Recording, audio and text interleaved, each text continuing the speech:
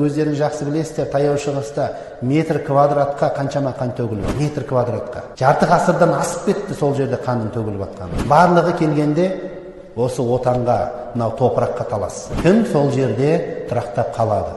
Кім ие болады деп. Ойламау керек, осыншалықты кең байтақ ел, кең байтақ жер, мына тәуелсіздік Алла тағала бізге бақыт берген. Ол жай ғана өзі келе қалды деп ойламауымыз керек. Тәуелсіздік күні келе жатыр, құрметті бауырлар. Әрбір қазақтың баласы көзінің қарашығындай сақтау керек.